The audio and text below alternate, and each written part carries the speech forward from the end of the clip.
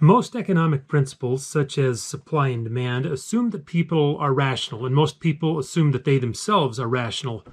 But what if we're not rational? What if we're not rational at all? Daniel Kahneman was the name of a psychologist who set out to explore this. And he conducted several experiments, and as a result of his work, he was awarded a Nobel Prize. Now, that's especially significant given that there is no Nobel Prize in psychology. He was given a Nobel Prize in economics, even though he was a psychologist, because of the economic implications that his findings would have. The name of the book is Thinking Fast and Slow, and it was written by Daniel Kahneman, or Danny Kahneman, as his friends call him. So Daniel Kahneman conducted several experiments on human behavior, and he discovered that we are just, as a species, we are full of biases. And his book describes the various experiments that he conducted that prove that we have these irrational tendencies.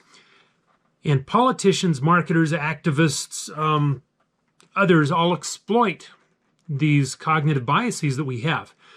If you're watching this video and you're a human, or if you know somebody who is, you honestly owe it to yourself to learn how you're being played, because you are being played.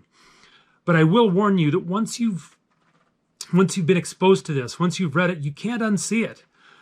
And you'll realize that social media is really nothing more than a parade of cognitive biases on display. Let me give just a few examples, and I can't overstate how much content this book has. It has hundreds of experiments. I'll cover like 2 or 3. One of them is, well, the experiment consisted of somebody going into a room and taking a test. At least that's what they thought they were doing. An assistant came in to bring them a pencil so they could take a test and accidentally spills pencils on the ground. And the test is, how many pencils does the student pick up to help the assistant? And then they recorded the number. And the only thing that they changed in the experiment was what was on a screensaver on a computer nearby. The students weren't even aware of noticing it. In one set of students, it showed dollar bills. In another experiment, it didn't. It showed like the star screensaver or something like that. Want to guess who picked up more pencils? Once he conducted several experiments like that, and just having the dollar symbol nearby made people less inclined to ask for help, less inclined to give help, other things like that. That's just one example. Another one that you see on display continuously is called the availability heuristic. And what that is our brain will give preferential importance to events that have happened recently. So, for example, after 9/11, the overall death rate went up because people chose to drive instead of fly. There was probably never a safer time to fly than just after 9/11, but because 9/11 was on everyone's mind, it kind of tinged their perception of flying. And now, why this availability heuristic happens or exists has to do with how the human brain was wired. So the human brain, for most of human history, up until the very, very, very last few years, last sliver of time, is when the human brain was developed. And that was long before modern communication. And so throughout human history, if you were aware of something bad happening, it's probably because it happened to your tribe or to your family. If someone got mauled by a lion and if you saw someone being mauled by a lion, it meant you had to be careful about lions. Something bad could happen to you. And so your brain wired that way. Now they can show you somebody getting mauled by a lion from the other side of the planet, and your brain doesn't know any better. It still reacts the same way, and you still react as if there is a threat of being attacked by a lion. So with the availability of the news, that gives the people who put the news out there the ability to very, very easily manipulate our emotions, our dialogue, what we're thinking about, etc. It's just how our brains are wired, and they know it. Funny thing is that we're most interested in sensational stuff. In other words, we're most interested in unusual stuff.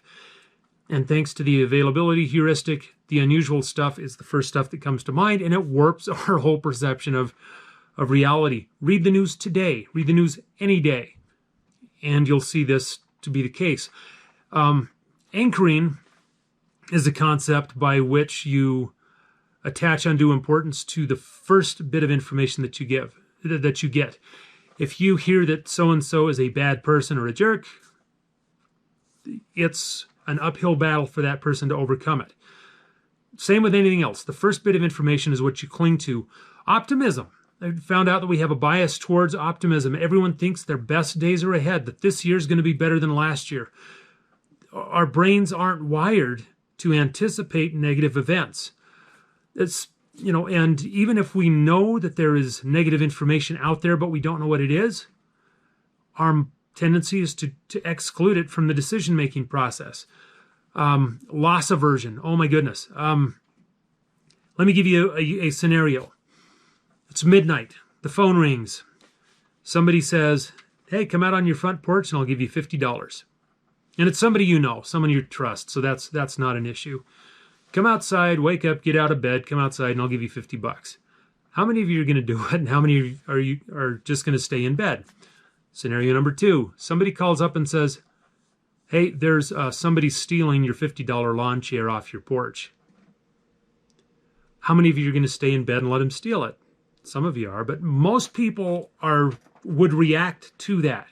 We are much more sensitive to losses than we are to potential gains. Another concept is life as a story. And a good way to illustrate that would be a good vacation is one that ends well. If you go on a phenomenal vacation and then on your way home you get food poisoning on the airplane and the airline loses your luggage and you get in a fender bender on the way home, it ruined the whole vacation. I mean, you may or may not, you'll have negative memories of it.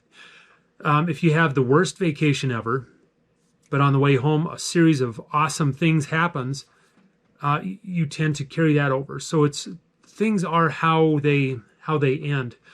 I'm going to end there, but this book completely changed how I see the interactions of people around me. It changed how I see my Facebook feed.